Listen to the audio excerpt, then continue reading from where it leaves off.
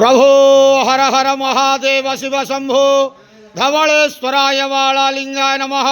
दीपं यदि परं ब्रह्म दीपं यदि जनार्दनः दीपाहरत मे पाप पूजा दीप नमस्तुते। धवलेश्वर वालालिंग महाप्रभु संसार सुखी रखंतु।